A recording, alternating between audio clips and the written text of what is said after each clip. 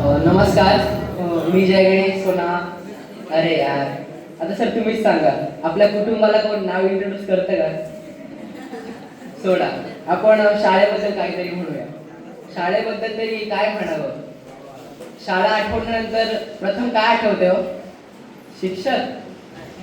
शिक्षक ज्यांनी आम्हाला समजावलं मित्रासारखं, धमकावलं आई वडिलांसारखं आणि शिकवलं देवासारखं. बघता बघता शाळेचं आयुष्य कसे निघून गेले ना.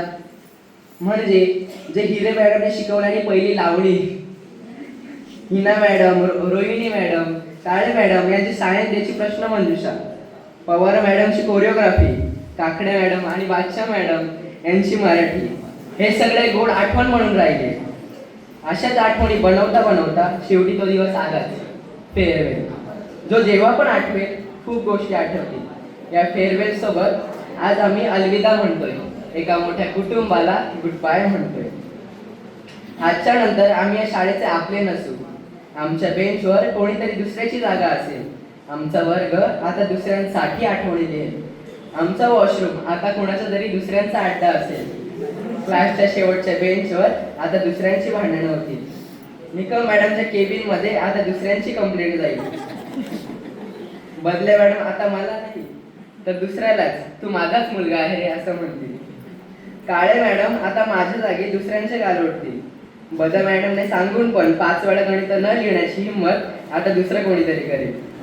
रोशनी मॅडम शेवटी भाऊ कोणाचा, किंवा तू काय माझा लाडका आहेस का असं आता मला नाही म्हणणार.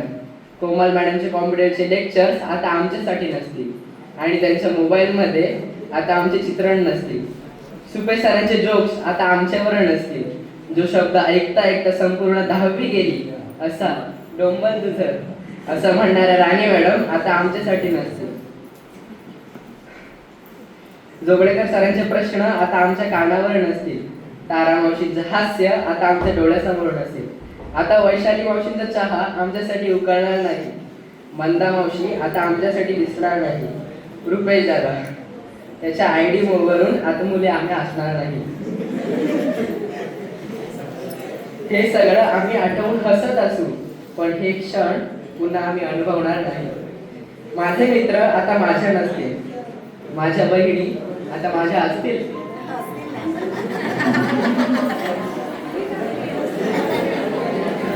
कौतुकाची थाप आता या खांद्यावर नसेल. माझे बक्षीस आता या शाळेचे नसेल. माझे रक्त आता या ग्राउंडवर नाही सांगणार. बॉल पास आता इथे मी नाही म्हणणार. विद्या विकासचे प्रतिनिधित्व आता मी नाही करणार, परंतु तालुका स्तरावर यांचा विरोधक मीच ठरणार. प्रश्न पडतो, शिक्षकांच्या मनात जागा राहील का आमची? शिक्षकांच्या मनात जागा राहील का आमची? का आम्ही फक्त एक गोष्ट म्हणून राहू तुमची? या शाळेने ज्ञान दिलंय आम्हाला बऱ्याच गोष्टींचं, पण आम्ही नक्कीच वारसा चालू येथील संस्कारांचं. ही शाळा आता आठवणीत येत राहील, आम्हाला जवळ बोलवत राहील. पण आता कारण नसेल येथे येण्याचा, पण नेहमी दुःख असेल इथून जाण्याचा. शिक्षकांसाठी एक शेवटचा शेर लिहिलाय. अर्ज किया है.